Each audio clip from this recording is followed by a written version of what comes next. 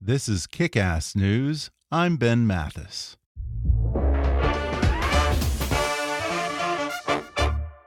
When you need energy on the go and don't have time to wait in line, grab Espresso Monster. Espresso Monster is a premium blend of espresso and cream made with freshly brewed espresso coffee, hormone-free milk, and a unique energy blend complete with taurine and B vitamins. Each can has 3 shots of espresso and comes in vanilla espresso and espresso and cream flavors. I had one this morning before I came into the studio, and let me tell you, it gave me just the boost I needed to get my day going. Plus, it tastes so delicious, I'd drink it anyway. So close your eyes, take a sip, and enjoy Espresso Monster today. And now, enjoy the podcast. Hi. I'm Ben Mathis. Welcome to Kick-Ass News. Before my guest today hit the airwaves, daytime syndicated television was more freak show than talk show, with names like Donahue, Geraldo, Maury, and of course Springer, cynically exploiting dysfunctional families, troubled teens, and abused spouses for TV ratings, offering little to no educational value, and sending guests home no better off and sometimes worse off than they were before.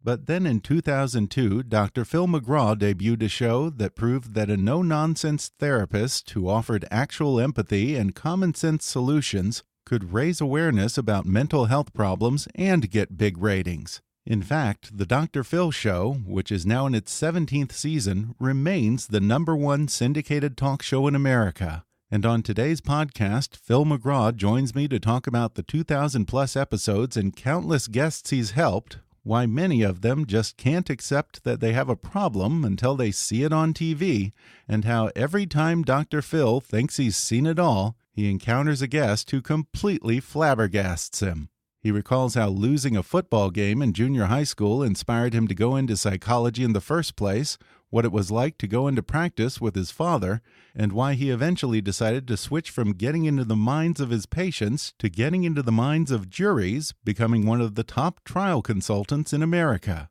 He explains how that put him into contact with Oprah Winfrey, how he convinced her to move her entire TV program to Amarillo, Texas for 3 months during the infamous Mad Cow beef trial, and why he was initially hesitant when Oprah first invited him to come on her show. He discusses his belief that problems are complex, but solutions are often actually pretty simple. But he also says don't be fooled by the magic of television and his easygoing manner, because hours of research and peer review by America's top doctors go into every single episode of the Dr. Phil Show. He shares a little relationship advice after 42 years of marriage, how his wife Robin is the Dr. Phil to Dr. Phil, always keeping him in check, and why Robin still sits in the audience of every taping of his show. Then Dr. Phil discusses how his new podcast, Fill in the Blanks, is a welcome chance to interview interesting people without the pressure of having to solve all their problems, why he desperately wants to get O.J. Simpson on the show, and why for his next project he's ready to make a splash in the popular true crime genre. Plus, why he never volunteers advice to his friends, what he'd do if he was mediating the government shutdown negotiations, and he weighs in on the prospect of an Oprah for President campaign in 2020. Coming up with Dr. Phil McGraw in just a moment.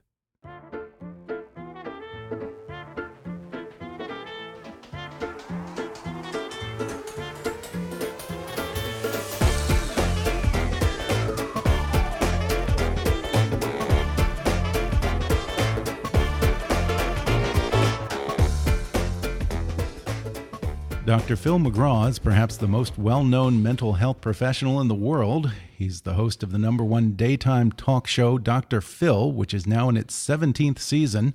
In addition to television, Dr. Phil is also the author of 9 #1 New York Times bestsellers, and now he has a new podcast called Fill in the Blanks. Dr. Phil McGraw, thanks for sitting down with me. Well, thanks for having me. I feel pretty important after hearing all that. Well, you should, and that's just to start with. You just walked over from stage 29 where you were shooting the Dr. Phil show, and I was watching on closed circuit here, I guess.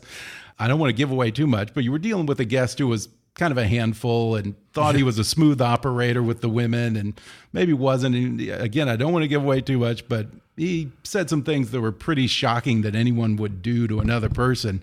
and you were just incredulous. But I have to think, after how many thousand episodes you've done at this point, does anything really surprise you anymore? I say I've heard it all and seen it all, and the minute I say that, I'll walk out there and somebody brings something up, and I think, oh man, I didn't see that coming.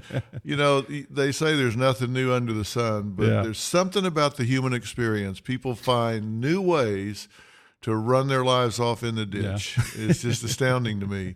But, when you look at things from a distance, things can look really clear. But when you're in the trenches, it's really hard for people to see it sometimes. And I've had so many people tell me, we have, on our set, we have 57 feet by 8 feet of laser screens. It's the highest definition, highest resolution screens you can have.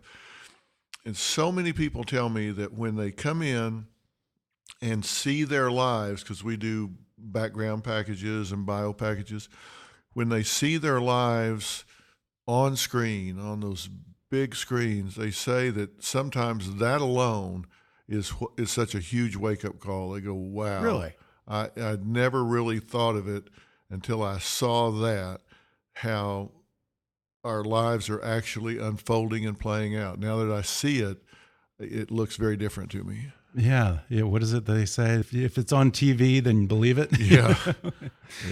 Now, your publicist and I were just sitting here talking about high school football in Texas. We were talking about my less than stellar career in high school football in Texas and talking about yours. I understand that your whole interest in psychology all began with, I want to say, either a high school or a college football game that you lost. It was actually, we called it junior high then. They call it middle school now. And I moved around. I wasn't a military brat, but you would think, because I went to 1st, 2nd, and 3rd grade in Tulsa, 4th, 5th, and 6th in Denver, 7, 8, 9 in Oklahoma City, 10, 11, 12 in Kansas City. And so I moved all around. And the game that he's referring to, I was playing in Oklahoma City in one of these, Pop Warner or whatever they called them then. Mm-hmm. We had a game canceled because of rain, and the Salvation Army had a team, and they called our coach and said, I know your game rained out on Saturday. Could we come Monday and have a scrimmage game with you? And our coach said, sure.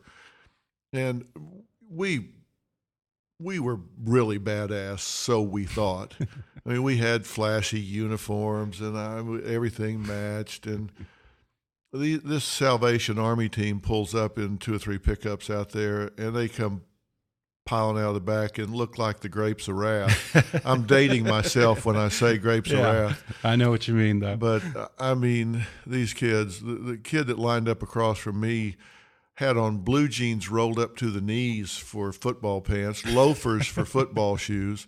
He had on a button-up shirt for a football jersey and had the number 4 in masking tape on his shirt.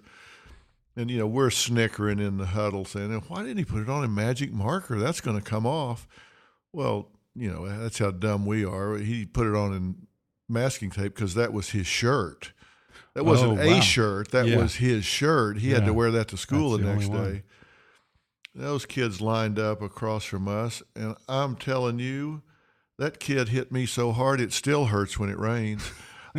They beat us like they were clapping for a barn dance. I mean, it had to be 50-0. And I remember walking off of that field and saying to my dad, what the hell happened? And he said, well, you just got your ass handed to you on a platter. And I thought, well, I'm looking for something a little more in-depth than that. And he said, they just wanted it. Those kids, they don't ever get to play on a field with grass. They don't ever get to play with referees. This was a big thing to them, and they just wanted it more than you guys did. And I thought in that moment, if those kids can do so much with so little, how much should I be able to do with so much more? And I thought right then, I was envious of those kids.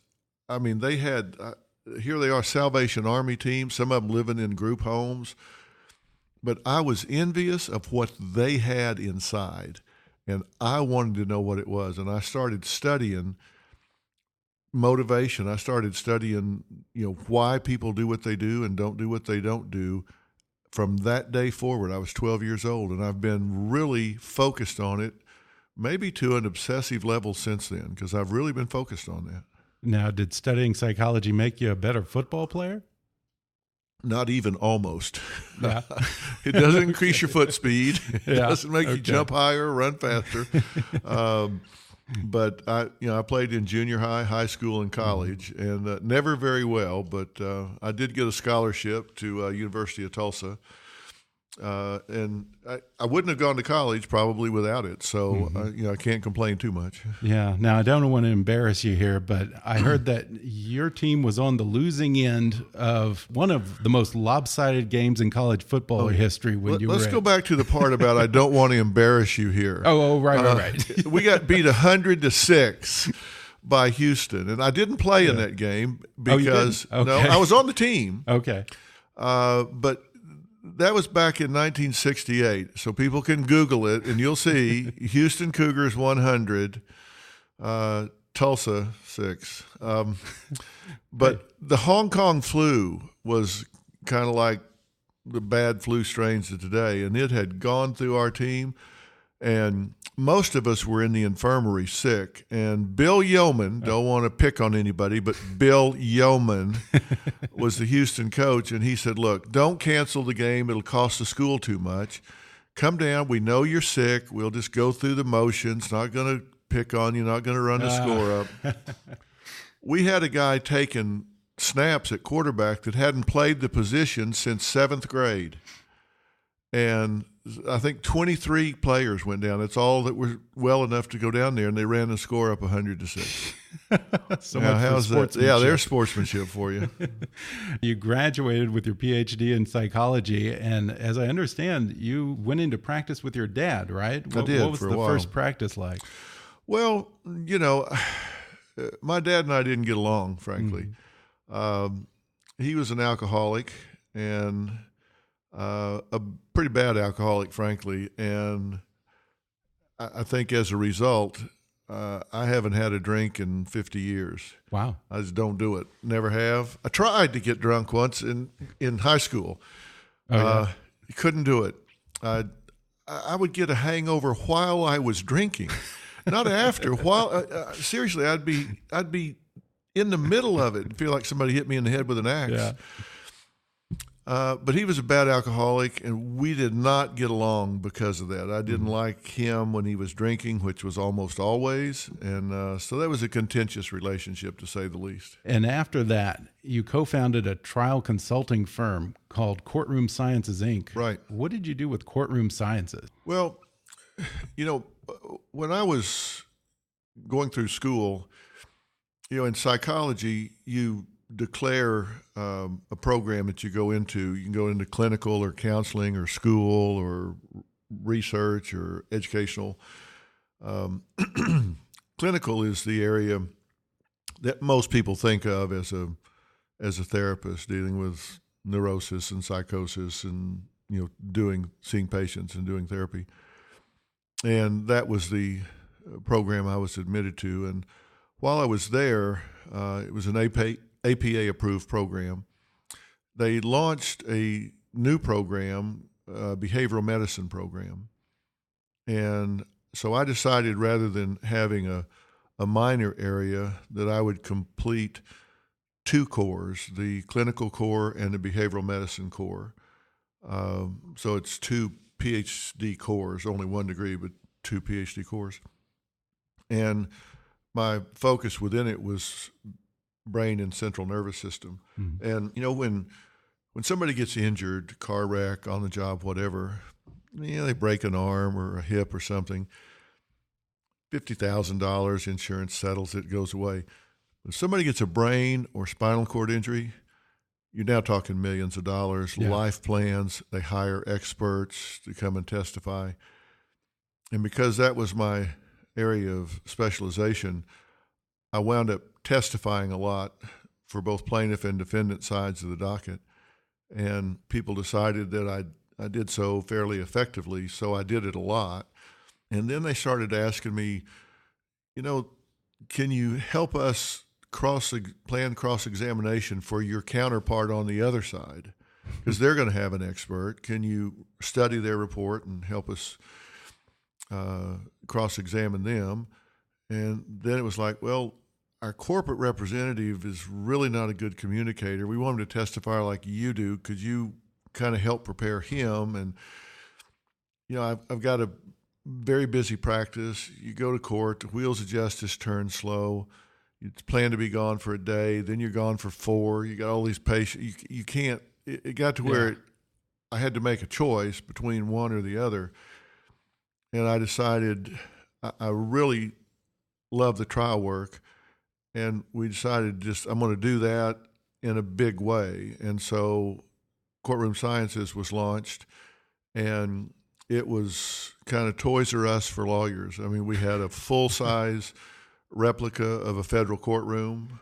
Interesting. Wow. The only difference being the jury box held 50 people instead of 6 or 12. Mm-hmm. But judges' bench, elevated, the whole well of the court.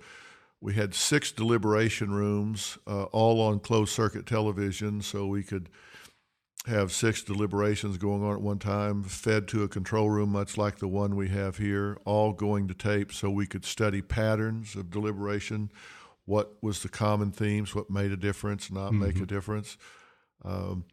So we did trial strategy. We had a graphics department that sometimes would run 24 hours a day for 400 days in a row sometimes. I mean, through the holidays, we had private jets flying graphics out to different trial sites around the country. I mean, Quite it was operation. A major undertaking. We did trials all over the country, had clients all over the world. So a lot of it was focused on figuring out the psychology of the jurors and how whatever strategy would be perceived or what order to present things, how to present things, right? We really help lawyers and clients tell the truth effectively.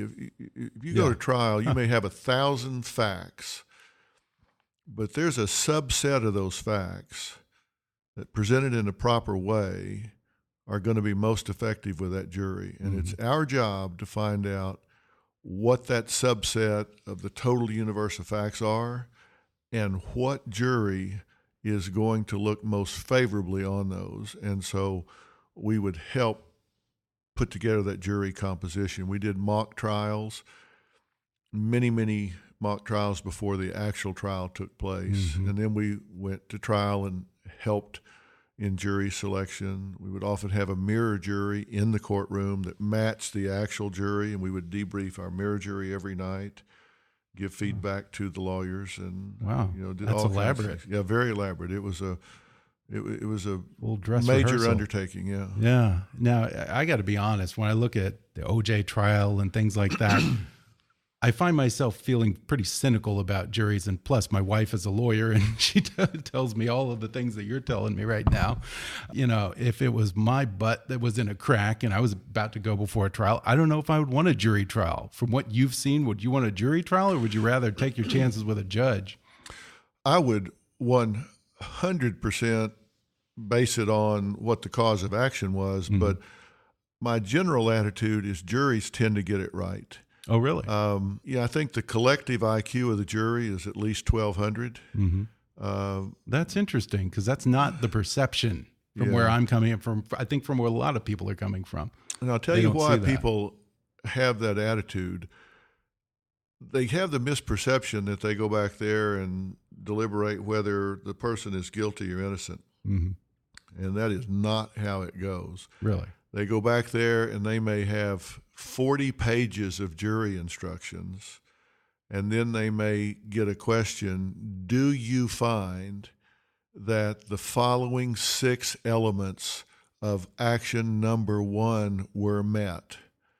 And if you do, then proceed to question 2. If not, jump to question 7. It's not, the OJ jury pretty much got it right. Oh, really? Based on what they were asked and what they were told. They didn't hear everything that was heard in the media, and they were not asked questions that got to guilt or innocence. They asked, did the prosecution prove A, B, C, and D based on what was presented in court? And the prosecution did not. They spent the first 3 or 4 days talking about whether he was a good husband or not. Let me tell you, if you've got somebody dead to rights on murder, are you going to lead with how good of a husband he is? I don't think so. Yeah. I mean, that just, the jury answered the questions that were put to them based on the evidence they were allowed to see. That was not a well-tried case. Had it been, he would have been convicted. But they had to get one juror to have a doubt. And he walks. Yeah, I mean, I guess those are pretty good odds then, if you only have to convince one person. Somewhere along the way, I read that you recently said that you would like to have O.J. Simpson on your podcast. I would. Do you think you could get the truth out of him? Well, he's never been cross-examined. I would like to do that. I've spent a lot of my career studying and developing techniques in deception detection. Mm-hmm. And there's a difference between spotting a lie and getting to the truth. Spotting the lie is one thing, but then once you know somebody's lying, actually getting to what is the truth is a whole different skill set. Yeah. And I would like to talk with him about that night. And I'd be interested to do that, and I think it would be very telling. We're going to take a quick break, and then I'll be back with more with Dr. Phil McGraw when we come back in just a minute.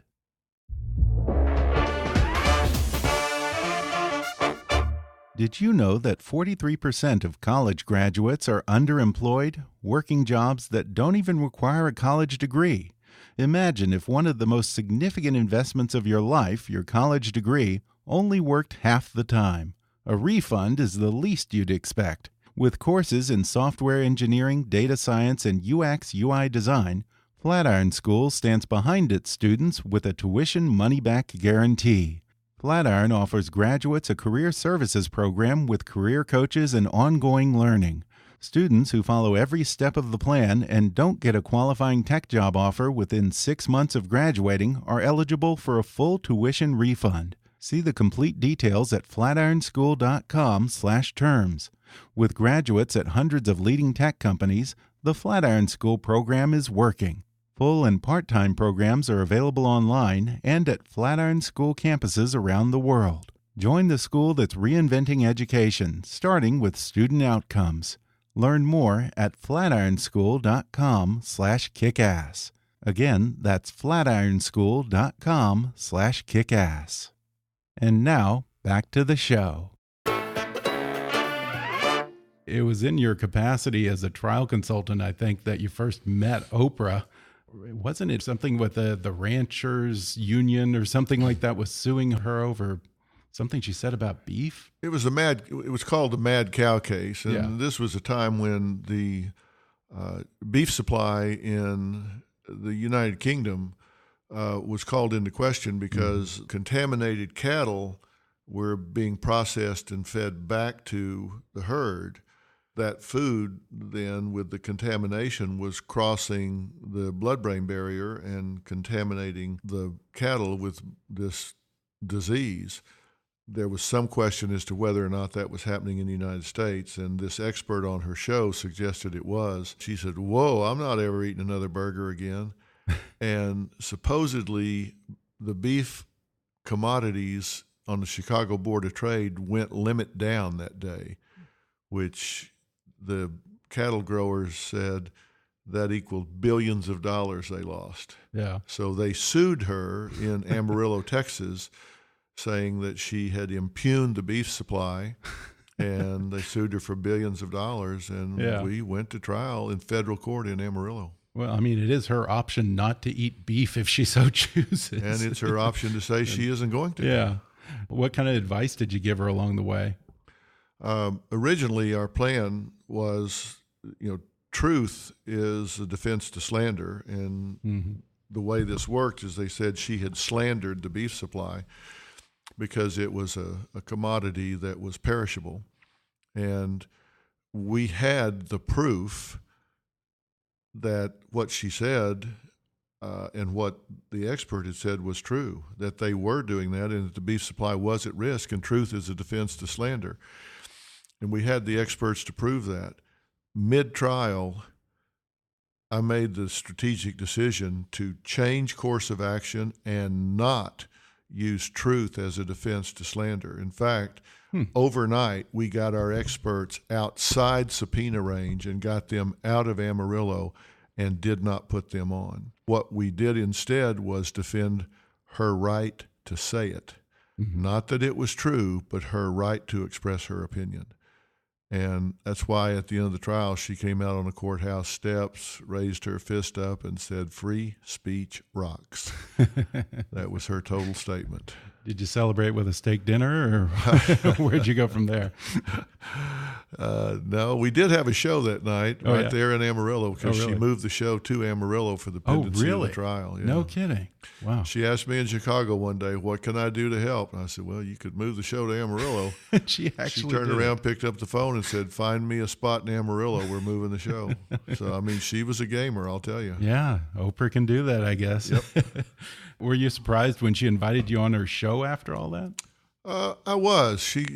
A producer called and said, "Hey, Oprah wants you to come on the show. We're doing a show about thus and so." And I actually said, "No, I don't think so, and I'm not going to be here anyway. I'm going scuba diving." And they said, "Well, okay." And they hung up. About 15 minutes later, she called back and said, "You don't say no to Oprah." She was laughing, said, "You don't say no to Oprah. What are you doing?" I said, "I don't want to do it. I'm going scuba diving with my boys."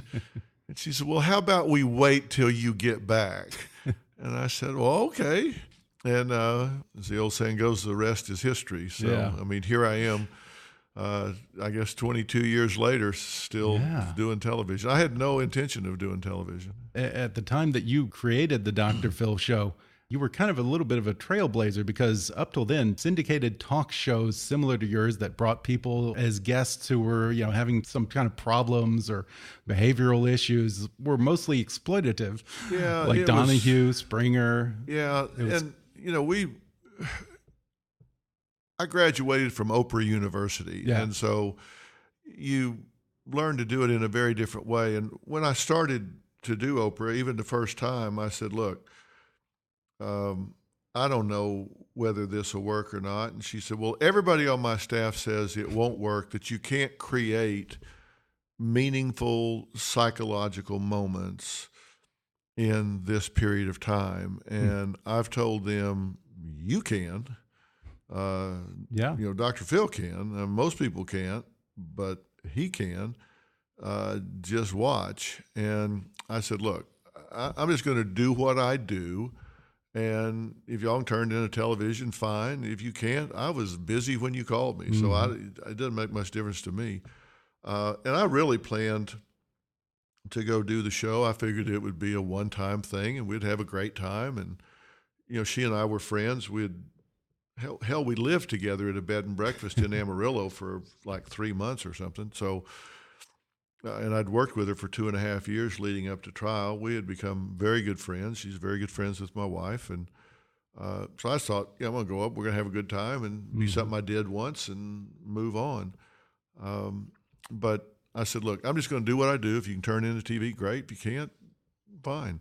I just kind of do what I do, and then they work a way to do it and turn it into television. And you have had certain people in the psychiatric community who've said, "Well, you're just giving out easy answers and simplifying things too much." Are you perhaps a victim of your success in that you do come in and you make it look effortless, and there's a certain assumption that you just stroll out on stage and wing it, which is not really the case at all? Yeah, Oprah said early on, she said, "Your biggest problem is going to be that you make it look really easy." Yeah.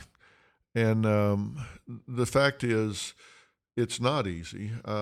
Even my own mother, she's passed away now, but she called me one time. We were talking, and she said, "Philip, let me ask you something. what do you do the other 23 hours of the day? And I said, well, Mother, what do you mean? She said, well, I watch you from 4 to 5. What do you do the other 20? She thought I pulled up at 4 o'clock, did the show till 5, and then I went home. She had no idea that I get a 250-page notebook for every show, and I spend hours and hours preparing for this. She had no idea. I mean, I don't know what people think sometimes, because I kind of have an easy way of delivering things. It belies the fact that there's been a lot of work go into this. And we have an advisory board here. Right. And I heard about that. It's made up of the top minds in psychology, psychiatry, medicine, sociology, even theology, nursing. We've got the head of the family division from the Harvard Medical School and the children's psych division at Yale. And we got Stanford University, Dr. Zimbardo. And a lot of these men and women are the editors of the peer-reviewed journals. So they're on the good advisory at checking board. Things. Yeah. So I might send a show about OCD, and they'll go, actually, there's been a real breakthrough article that hasn't been published yet. Let me send it to you. So the advice I'm giving might not even be published yet, but it's been peer-reviewed and cleared to go into the Journal of Abnormal Psychology or whatever. So I've got really great resources helping me to be sure that I'm giving the right advice. I've got this knack for getting these gigs where somebody does all the work and I get all the credit, because I got a great staff. We got a whole research department here. People do a lot of work, and then I walk out there and get credit for it all. Now, your wife has been to every single taping of the show. Is that right? Since day one? Everyone. I'm a newlywed. Do you have any kind of marriage advice or some go-to tips that you usually give? Yes, dear. Yeah. Okay. Well, we've been married 42 years. Yeah. And we've been together 45.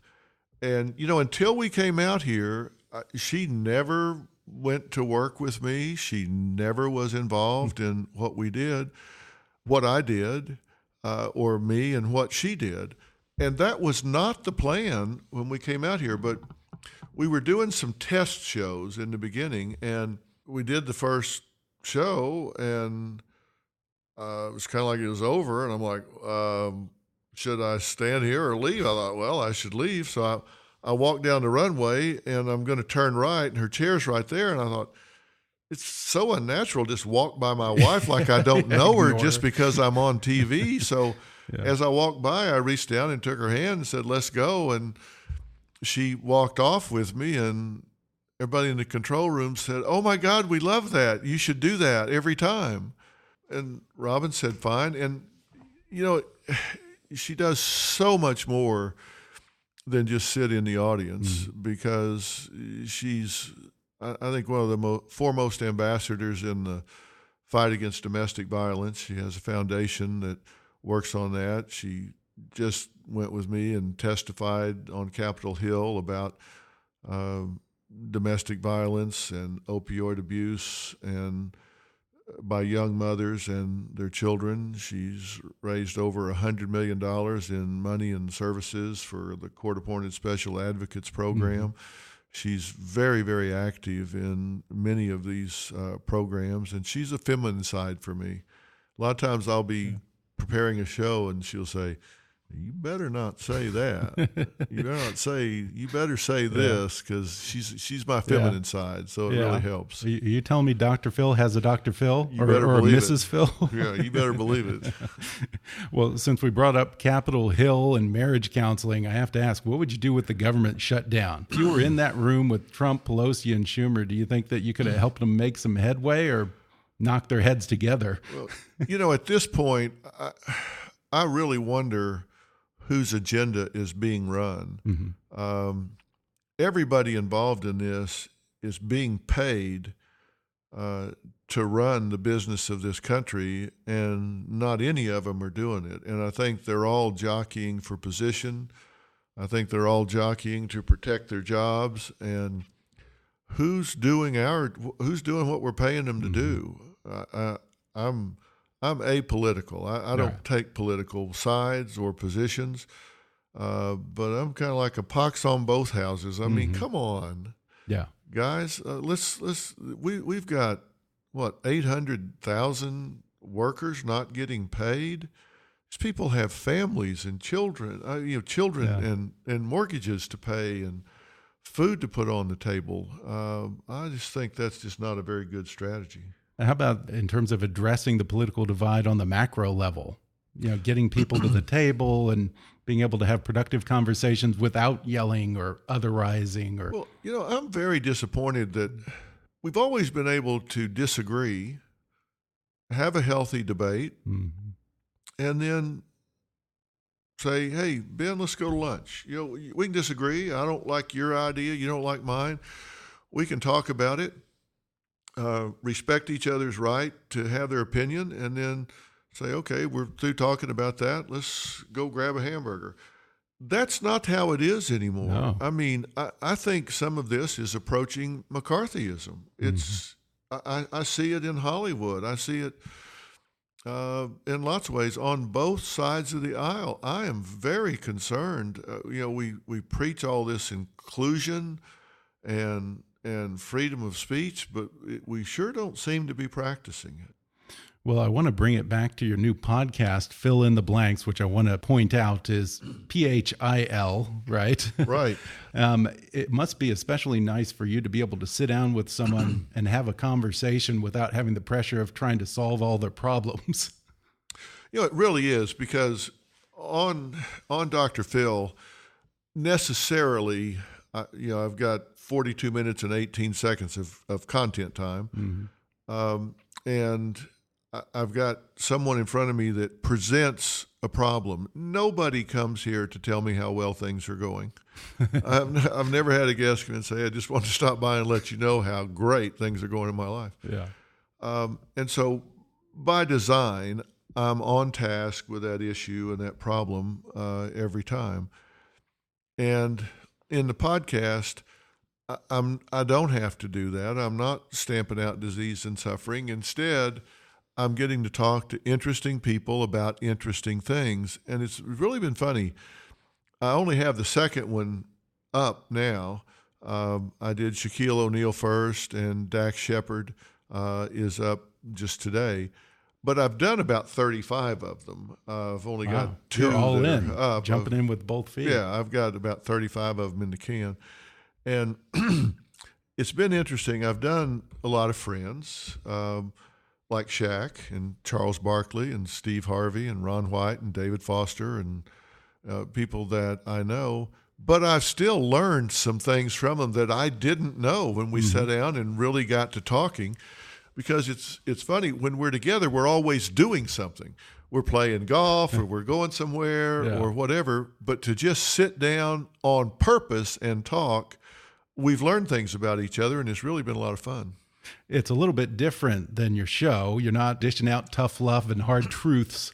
Have you ever caught yourself sitting down with Shaq or someone and maybe slipping back into that mode and calling them out on something or giving them advice? Well, Is it hard to shut that down? No, and it's interesting. Socially, like if we were out to dinner, 3 or 4 couples, and somebody's got a problem with their kid or a friend of theirs getting a divorce or something, I can tell you I am the last one to offer advice. Really? I absolutely the last one to offer advice. I mean, in fact, it'll wind up where maybe everybody said something and they all turn around and look at me because I'm like, don't look at me. And my wife will say, don't look at him, because everybody kind of wears a social mask and they'll say, well, I'm sure they'll work it out or what. Don't ask me if you don't want to know. Because, I might be the guy that sits there and say, well, that's his second wife and her third husband. They got a 79% chance of divorce no matter what happens, and that's before you add in a 17-year age difference. So the chance of them making is just about zero. So y'all quit talking about it and let's go. They go, oh, she says, oh, shit, don't ask him because he's going to tell you the truth. So I don't volunteer advice. And when I sit down with my friends, we stay pretty loose and have a good time. I sat down with Steve Harvey the other day, and he and I are really good friends. And I think he said at one time, what idiot gave both of us a mic at the same time? I mean, we had a pretty good time, I'll have to say. Now, who are some of the other guests that you have scheduled to come on Fill in the Blanks? Well, this isn't a celebrity podcast. I've mentioned some of these because when I started out, I just started talking to some of my friends because I think they're interesting people, or they wouldn't be my friends, I guess. But I'm also talking to experts and ordinary people in extraordinary circumstances. One of the most interesting ones I've done, and he's a very good friend of mine, but it's Dr. Pat Johnson, who's the head of neurosurgery at Cedars-Sinai Hospital. Oh. There's been tremendous breakthroughs in neurosurgery. He's also a sideline doctor for the NFL. So we want to know what goes on inside that tent. What is the concussion protocol? What goes on inside that tent? What determines whether they go back in the game or where they don't go back in the game? What determines whether they go in the locker room or just the tent? What would he say if he was having to make the decision to let his kid play football or not, knowing what he knows about CTE and brain damage and all of those sort of things? So we had what I think is a fascinating conversation. Yeah. And he's certainly not a celebrity in the celebrity right, but he's very distinguished in his field. I talked to a woman who is a self-defense expert for children, to dealing with predators and that sort of thing. And I'm going to be my own guest some as well, because this year we have a lot of people that go get Dr. Phil show content, Dr. Phil content on the internet. I think this year we'll pass over 2 billion views for the year on YouTube of people going and getting information. But maybe somebody got served with divorce papers, so they'll go look for shows that I've done on divorce. But I've had so many people tell me that while that's helpful to them, that they would really like to talk to me. They go look at the video, but they really wish in that crisis they'd give anything if they could just talk. And what I'm going to do is I'm going to post up some podcasts where if you did talk to me on that day, here's exactly what I would tell you. If you got served with divorce papers this morning, interesting. Here are the 10 things I would tell you to do before dark today. If you went in your kid's room and found drugs in his sock drawer, here are the 7 things you need to do right now today before the sun sets. I mean, if you did get to talk to me, let me tell you what I would tell you. Well, but you might not know my exact situation. No. There are some things I'm going to tell you independent of your exact situation. Like, number one, they're not his friend's drugs. I don't give a damn what he says. Those are his drugs. They're in his sock drawer. Yeah. Don't you believe that for a minute? And given that, here's what you need to do second. And then, we just go from there. Yeah. These are things that I would tell them. And when I've told people I'm going to do that, they're like, when? Yeah. I think that's going to be interesting to people as well. We're going to talk to some couples about just being couples. So we can do a lot of different things that I think haven't been done yet. That's cool. Sounds like you're giving yourself a lot of room to kind of go where you want to go and do different things, different formats. Yeah. That's great. And I also heard that you're going to do a true crime podcast, which seems perfect for you with your jury selection experience and psychology and all that. I spent a lot of time in the legal system, and I said I did clinical and behavioral medicine. When I graduated, and then you do your internship program. I did mine at the VA Medical Center in Waco, Texas. And then I did a year's postdoctoral fellowship in forensic psychology. And when you do psychology in the law, it covers everything from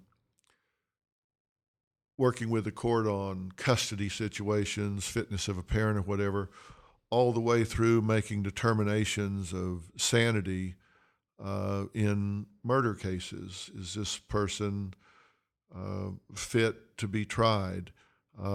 Was this an irresistible impulse or an impulse not resisted. Mm-hmm. And that distinction is just a few different words, but the difference between an irresistible impulse and the impulse not resisted can mean the difference between the death penalty or going home in a very short period of time. And so I've done forensic evaluations in a lot of very high stakes criminal situations, and we've done a lot of crime shows here at Dr. Phil. We've had murder cases reopened. We've had cases we've done where, based on what we've done, people have been arrested and charged. And I've worked with law enforcement extensively for years and years. I'm a strong law enforcement advocate.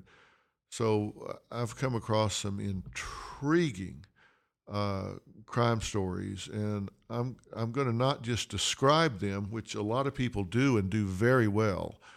I'm a big fan of some of the crime shows that are out there, but rather than just describe the crime and what happened, I'm going to analyze what happened from a psychological and forensic standpoint, because I think people want to know who does this kind of thing. Yeah. You know, we just had Chris Watts that killed his wife and 2 children, family annihilator. There have been 81 family annihilators in the last 25, 30 years. And people say, you know, Dr. Phil, who does that kind of thing? You know, people say that a lot. You know, who does that? When they say that to me, it's not rhetorical. They really want to know. Yeah. And I'm going to tell them, and when we do a crime story, I'm going to go inside the mind of the criminal. I'm going to talk to him about the anatomy of this crime from the criminal's standpoint and let them see what's there, because there are predators among us, and they need to know how they think, how they act, and how to spot them. I think it's going to be interesting. Well, before we wrap up, I just got to ask you, do you have any inkling if Oprah might run for president? Would you vote for her? Do you think she's going to run? Well, of course, the safe answer is that you would have to ask her. And the second safe answer is never say never. Yeah. But I'll tell you, I don't think so. But I'll say in the same breath, she is much more qualified than probably most people think. Oprah is, you know, people ask me a lot, they say, is Oprah like she seems? Is she as nice as she appears? And the answer is no. She's not as nice as she seems. She's a lot nicer. The camera doesn't really do her justice. She is one of the most genuine, warm, caring people that I've ever met. You would love her if she was a gas station attendant or a senator or cleaning up the room after we left or a television personality. It wouldn't matter. She's got what I call a health-engendering personality. You talk to her, you feel better about yourself than you did before you talked to her.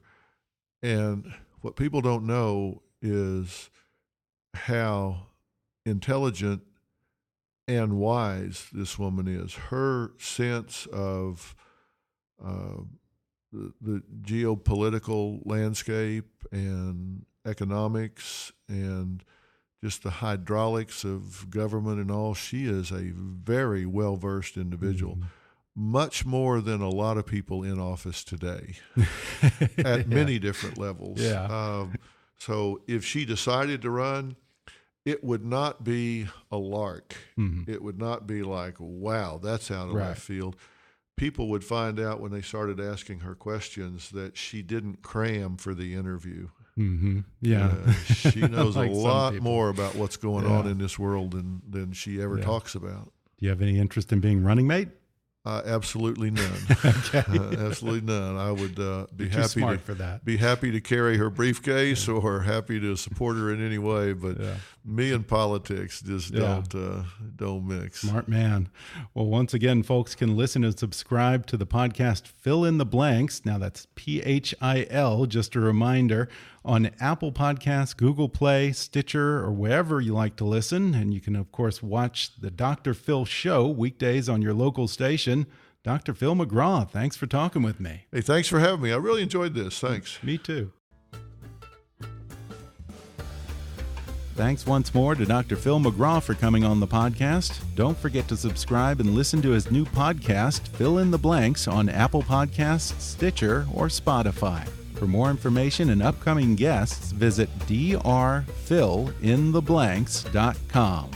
Of course, the Dr. Phil Show airs on TV every weekday, and you can visit drphil.com for your local listings and follow Phil McGraw on Twitter at @drphil. Flatiron School is reinventing education, starting with student outcomes. With courses in software engineering, data science, and UX/UI design, Flatiron School stands behind its students with a tuition money-back guarantee. Learn more at flatironschool.com/kickass. That's flatironschool.com/kickass. If you haven't already, be sure to subscribe to Kickass News on iTunes and leave us a review. You can follow us on Facebook or on Twitter at @KickassNewsPod. And as always, I welcome your comments, questions, and ideas at comments@kickassnews.com. I'm Ben Mathis, and thanks for listening to Kickass News.